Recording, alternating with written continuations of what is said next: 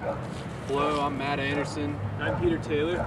And we are here at 28th and Doomsnell in front of the Parkland Community Garden, which is an initiative that Councilwoman Scott started to try to combat the unhealthy food in this area.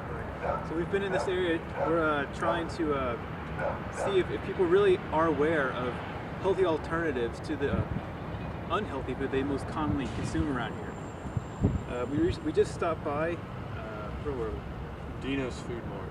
It was 28th and Broadway. On 28th and Broadway. We went to Dino's Food Mart, which is a gas station and convenience store. Sold everything. Small household goods, cleaners, lots and lots of chips, sodas, beers. What they try to push the most there is their fried chicken. They're very proud of their fried chicken and potatoes.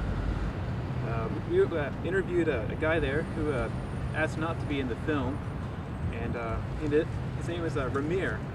He's came down with his family from Chicago and took over the gas station here, and he said that they sell the most there is, of course, their fried chicken. He said that people will come from up to an hour away to come and buy their chicken.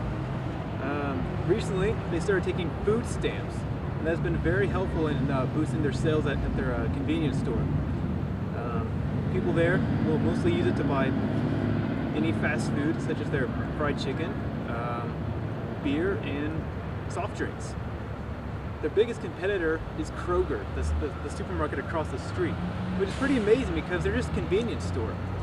He said, Ramir said that people there in the area would rather come up to Dino's and buy their fried chicken than grilled or baked chicken from Kroger.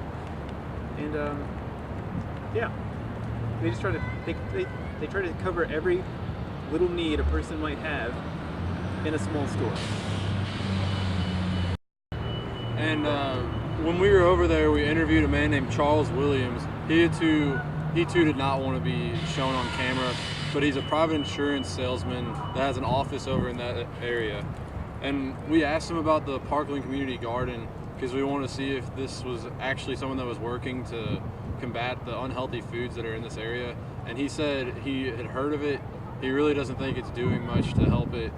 And he said, like, the main problem is he doesn't think that people are being educated on the fact that fried foods are so bad for you. Like, people will go to these places and they have all these alternatives that they can eat, but they just choose the one that tastes better because he feels they aren't told that these fried foods are so bad for you. We'd asked him if he was aware of any healthy food outlets in the area, and he couldn't think of any. There's mainly just the convenience stores around that block. Beyond that is fast food. People aren't aware of healthier options in the area. He did come up with, he was trying to tell us of a place that he believed to be a healthy food market, but when he was trying to tell us where it was obvious he had never been there, and he didn't know much about the place. It's just, that's the only place he could think of off the top of his head that he thought you might be able to get healthy food at. In fact, he said about 3 years ago, a larger it was a supermarket type place. This is a small-time grocery store. A small market that had all the basic foodstuffs. Closed about 3 years ago because people just wouldn't buy there.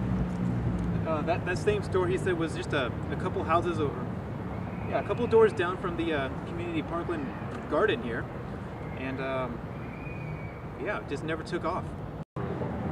In asking Charles about the ease of acquiring healthy foods around here, he said that people would rather just buy, as Matt said, the unhealthy option, mostly because it makes more sense in the short run. It keeps longer, it feeds more, and there's just not much point in buying more expensive or less tasty healthy foods.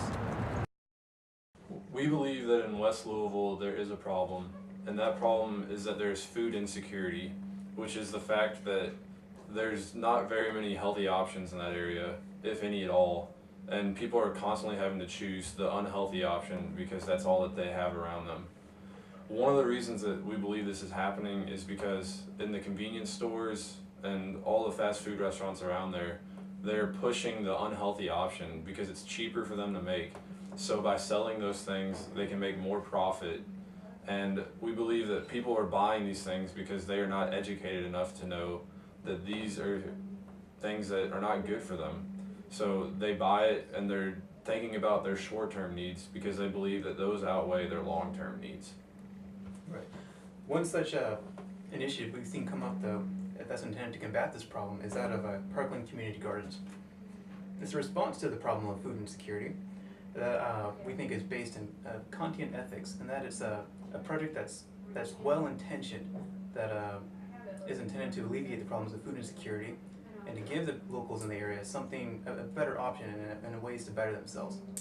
However, the problem with that is that there's a disconnect between the intents of this garden and the problems of the locals in the area. For the gardens, it's a matter of it being well-meaning. For the locals, it's another issue of utility. For them, a well-meaning health food option isn't enough. These people need to know about the project, and they need to know why it's important, which is something that they're, in general, most people do not seem to be aware of right now.